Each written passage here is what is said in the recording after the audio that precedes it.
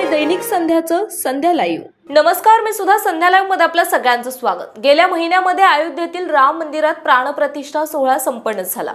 यानंतर अयोध्येत दर्शनासाठी मोठ्या संख्येने भाविकांनी गर्दी केल्याचे दृश्य सोशल मीडियावर व्हायरल झाले।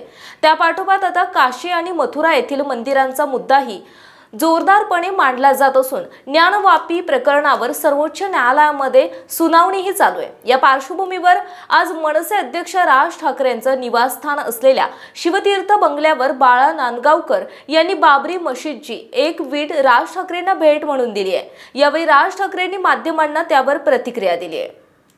6 डिसेंबर 1992 जेव्हा बाबरीचा ढाचा पडला त्यावेळेला जे महाराष्ट्रामधले शिवसैनिक गेले होते बाळा नांदगावकर होता आणि तो ढाचा जेव्हा पडला, ढाचा पडल्यानंतर तिथे जो त्या विटा होत्या ही एक वीट त्याला बाळा नांदगावकर घेऊन आले होते। त्यांच्याकडे सहसा 2 विटा होत्या, एक आहे त्यांच्याकडे घरी, दुसरी वीट आहे। आणि तुम्ही जर ही वीट बघितली, वजन बघितलं तर तुमच्या लक्षात येईल की त्यावेळेचं कन्स्ट्रक्शन काय होतं, का चांगलं होतं कन्स्ट्रक्शन विचारा, कारण टेंडर्स निघायची नाही।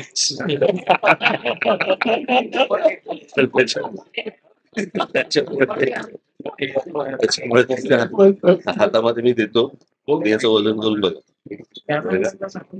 पण आज जेव्हा आता बाळा नांदगावकरांनी जी तुम्हाला दिलेली आहे तो एक ऐतिहासिक दिवस आहे, आज काय वाटतंय तुम्हाला? खरं तर ते त्यांना बाळासाहेब ठाकरेंना द्यायचं होतं, ते आज नाही आहेत, त्यामुळे ते तुमच्याकडे देत आहेत। काय वाटलं आज तुम्हाला जेव्हा त्यांनी हे दिले तुमच्या हातात, ही वीट दिल्यावर? हा तर ढाचा पाडल्याचा पुरावा आहे।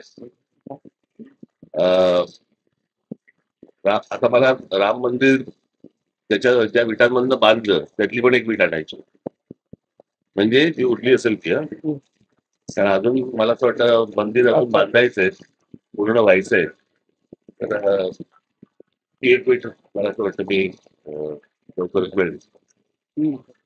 महाराष्ट्र तसेच पुणे जिल्ह्यातील महत्त्वाच्या बातम्या पाहण्यासाठी संध्या लाईव्ह न्यूज चॅनलला YouTube वर सबस्क्राईब करा आणि बेल आयकॉन प्रेस करा।